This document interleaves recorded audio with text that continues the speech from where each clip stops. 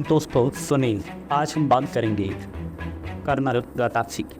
आप दोस्तों जानते हैं कि लीबिया के अंदर एक ऐसा शासक जिसने लगभग 42 सालों तक अपना एक छत्र राज किया था, उसका नाम था कर्नल गद्दाफी। कर्नल गद्दाफी जिसे मुअर गद्दाफी के नाम से भी जानते हैं, इस मुअर गद्दाफी से कर्नल गद्दाफी तक का सफ़र जो है वो आज हम डिस्कशन करेंगे।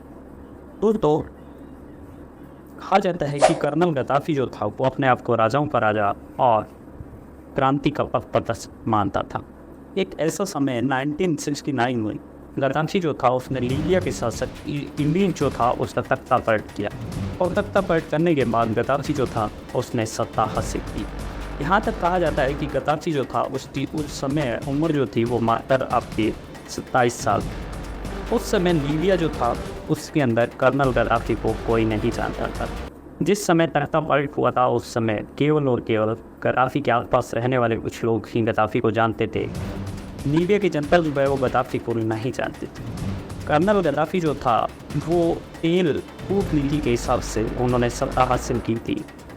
कर्नल गद्दाफी के संबंध में ये कहा जाता है कि तेल खनन नीति के लिए उसने अपने आप के तेज दिमाग का काम किया और अपने आप को राजनेता के रूप में वहाँ पर स्थापित।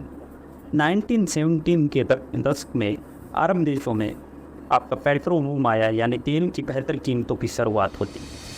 यहाँ से लीबिया के लिए काफ़ी खुशहाली आती है और देखते ही देखते लीबिया का शासन जो है वो एक हरकुत संपत्ति का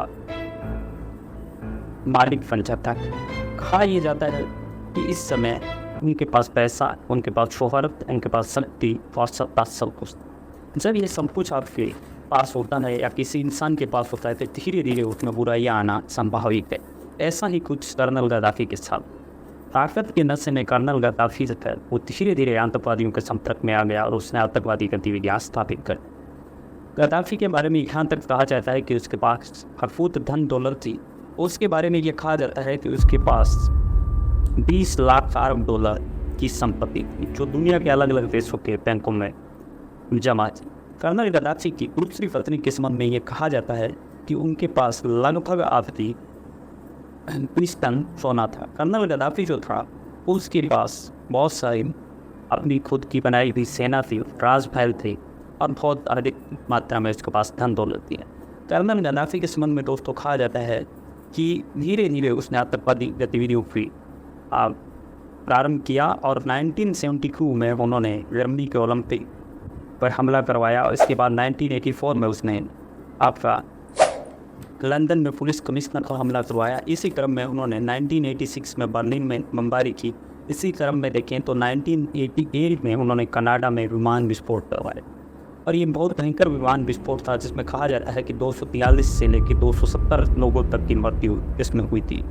खुद को कर्नल कहलाने वाले शख्स को अमेरिकी राष्ट्रपति रोनाल्ड रिंग्स जो है वो मरतेल पुरुष का कुत्ता कहते हैं। इस किस्म में ये कहा जाता है कि गद्दाफी जो था उसने लीबिया को लूटा और लगभग 75 अरब डॉलर की संपत्ति जो है वो वहाँ पर हासिल की। इसके बारे में ये कहा जाता है कि ये बेहद अयास शासक था, बेहद अयास दानाशाह था। इसने अपने आप के महल जो थे इसके उसको एक हरम के रूप में इन्होंने विकसित किया था, जिस प्रकार से मध्यकाल में हम बादशाहों के महलों की बात करती हैं।